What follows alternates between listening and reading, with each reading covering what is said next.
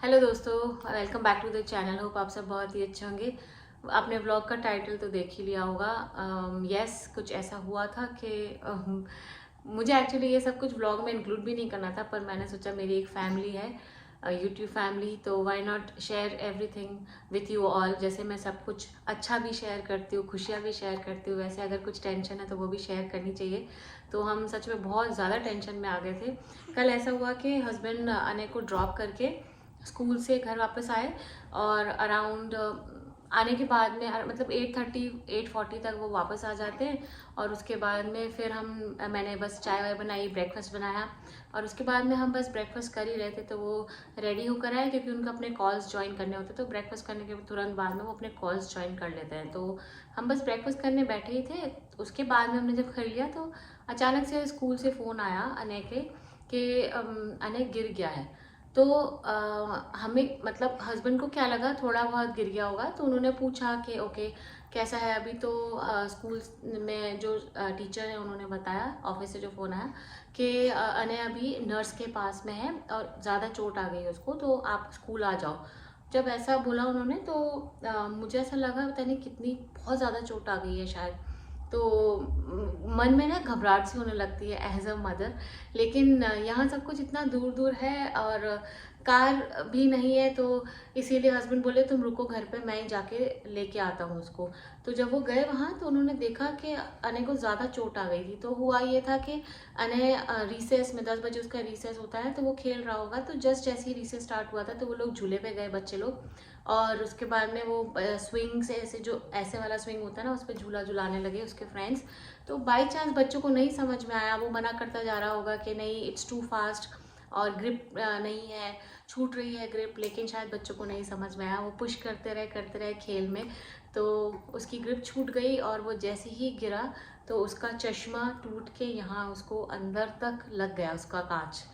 और फिर जैसे ही वो उठा तो मतलब बाकी भी उसको चोट आई थी थोड़ी बहुत, लेकिन ये अंदर तक एकदम गड्ढा सा हो गया था। तो फिर वो उसने टीचर को बताया, टीचर उसको नर्स के पास लेके गई, तो नर्स ने बोला ये बहुत ज़्यादा ही क्रिटिकल हो गया, हो सकता है कांच के पीसेज अंदर चले गए हों, तो इसीलिए हम इसको अभी के अभी यहाँ पे कुछ भी नहीं करेंगे, we will not even touch it, bandage भी नहीं लगाएंगे, क्लीनिंग भी नहीं करेंगे। बस उन्होंने साइड से थोड़ा सा उसको क्लीन कर दिया, क्योंकि स्कूल में ऑफकोर्स पेरेंट्स के मर्जी के बिना तो कुछ भी नहीं करेंगे, कोई भी ट्रीटमेंट नहीं करेंगे। तो फिर और उन्होंने ये भी बोला कि आँख के जस्ट पास है, तो we need to check his vision also. तो फिर हस्बैंड जब उसको लेने गए तो हालत देख के ना उन्होंने तुरंत डिसाइड किया कि हॉस्पिटल लेके जाएंगे। तो वहीं से ही वो लोग साइकिल से ही दोनों हॉस्पिटल गए। और इस इतने से बीच में ना मुझे इतनी खलबली हो रही थी ना, मैंने कम से कम 4-5 बार फ़ोन लगा लिया हस्बैंड को, लेकिन वो लोग बाइक पे थे तो नहीं पिक कर पाए। जब हॉस्पिटल पहुंचे उन्होंने दिखाया तो नर्स ने बोला और डॉक्टर ने बोला कि स्टिचेस आएंगे और प्लास्टिक सर्जन को भी मतलब बुलाएंगे, जिससे कि वो देखें कि जितना हो सके तो स्कार ना आए, और प्लस कुछ और भी चेकअप वगैरह करना पड़ेगा। फिर उन्होंने आई डॉक्टर को भी बुलाया। तो एकदम से ऐसा हुआ ना, तो समझ ही नहीं आ रहा था कि क्या हो रहा है, एकदम से क्यों। खैर फिर हॉस्पिटल से फिर मैं इनको लगातार फ़ोन करती जा रही थी हस्बैंड को, क्योंकि मुझे बहुत घबराहट हो रही थी। मतलब मैं अंदर बाहर बालकनी के अंदर, फिर अंदर आ जाऊँ, फिर बाहर चली जाऊँ, फिर अंदर आ जाऊँ, कुछ समझ ही नहीं आता। उस टाइम में जैशु भी रो रही है, मुझे ये भी नहीं समझ में आया था कि मैं इसको देखूँ कि नहीं देखूँ, कैसे देखूँ। लेकिन खैर फिर हस्बैंड ने बोला कि उसको स्टिचेस आएंगे। तो फिर मैंने बोला मैं आ रही हूँ हॉस्पिटल, अब कुछ भी हो जाए, अब मैं आऊँगी चाहे कुछ भी हो जाए। लेकिन यहाँ से ना 2 बसेस चेंज करके फिर पहुँच सकते थे हॉस्पिटल। मैंने बोला कोई बात नहीं, अगर मैं बीच रास्ते में भी रही तब तक अगर स्टिचेस हो भी गए तो भी कोई बात नहीं, मैं वहीं से वापस आ जाऊँगी, पर मुझे आना है। फिर मैं जल्दी से ना थोड़ा सा लंच प्रिपेयर किया, क्योंकि उन्होंने बोला था डॉक्टर के आने में भी टाइम है, तो तुम आराम से आओ, ऐसे एकदम भड़बड़ करके नहीं आओ। और जैशु को भी मैं साथ में लेके जाने वाली थी, तो उसको भी कुछ खिलाना था, फीड कराना था पहले, तो मैंने इसको थोड़ा फीड कराया, इसको नहलाया धुलाया, उसके बाद में इसको लेके गई। पूरी रास्ते भर बस में ना मतलब बैक ऑफ माइंड मेरी इतनी खलबली हो रही थी ना, क्या हो रहा होगा वहाँ पे, डॉक्टर ने क्या बोला होगा। आँख के जस्ट नीचे यहाँ चोट लगी है, तो बहुत स्ट्रेस था, क्योंकि आँख नाक ये सब इतने सेंसिटिव पार्ट्स हैं बॉडी के। तो मतलब कुछ भी अंदरूनी क्या चोट लगी है पता नहीं है। तो फिर स्टिचेस हुए, तब तक मैं वहाँ पहुँच गई थी, जस्ट स्टिचेस स्टार्ट होने वाले थे और मैं वहाँ पहुँच गई थी। अने मुझे देख के ना एकदम से रोने लगा बहुत तेज़।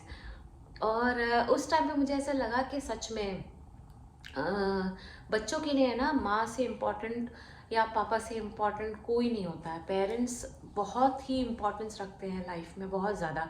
और उस टाइम पे मुझे मेरी मम्मी की भी इतनी एकदम से याद आने लगी ना, क्योंकि कुछ चीज़ें ऐसी होती हैं जो आप अपनी माँ से ही बोल के ना भड़ास निकाल सकते हैं एकदम से। Sorry, I got very emotional.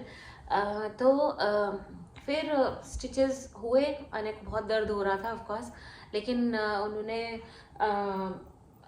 उसको नम कर दिया था एरिया को, वो इंजेक्शन भी यहीं लगाया। अभी रिसेंटली मेरे स्टिचेस का बहुत बड़ा प्रॉब्लम हुआ था, आप लोगों ने देखा ही होगा, वो सब व्लॉग्स मैं आप लोगों के साथ में शेयर कर रही थी। तो मुझे स्टिचेस नाम से ही ना घबराहट होने लगी अभी, मेरे स्टिचेस में बहुत गड़बड़ हो गई थी। तो इसीलिए जिस टाइम पर रोज़ की स्टिचिंग हो रहे थे ना, तब मैं थी वहीं पे ही, ईआर में ही थी मैं। लेकिन मैं उसकी तरफ देख नहीं पा रही थी, मेरे पैर अपने आप ऐसे काँप रहे थे। तो नर्स भी समझ गई, तो नर्स ने बोला अगर बाहर जाना है तो मैं बाहर जा सकती हूँ और आराम से वेट कर सकती हूँ बाहर, लेकिन मुझे सामने ही रहना था, क्योंकि अने को थोड़ी सी हिम्मत बंधी थी कि ओके माँ यहीं है, पापा यहीं है, वो एकदम अकेला नहीं है वहाँ।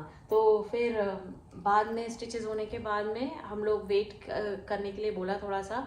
तो आई डॉक्टर वगैरह को भी चेक कराया, डेंटल को भी चेक कराया, क्योंकि ये सब कुछ कनेक्टेड होता है। तो अंदरूनी कोई चोट तो नहीं आई है, और कांच के टुकड़े निकले उसमें से। तो उन्होंने जब क्लीन किया ना, तो उसमें अंदर कांच के छोटे छोटे से 4-5 पीसेज अंदर थे। बहुत सारी सैंड थी, क्योंकि जहाँ बच्चे खेल रहे थे, जिधर झूला लगा हुआ है ना, वहाँ नीचे सैंड पिट है, क्योंकि बच्चे अगर गिरे ना, और अने को भी इतनी चोट नहीं आती अगर उसका कांच टूट के नहीं लगता चश्मे का। तो खैर वो सब कुछ हुआ, फिर उसको वैसे ही लेकर आए हम घर। अभी वो थोड़ा सा ठीक है, आई वुड नॉट से पूरी तरह से ठीक है। उसकी आँख में थोड़ा सा पेन है, ऑफकोर्स पेन रहेगा। स्टिचेस आए हैं उसको, 8 स्टिचेस आए हैं, 8। तो स्टिचेस कटवाने के लिए जाएंगे, अभी उसको रेस्ट करने के लिए बोला है।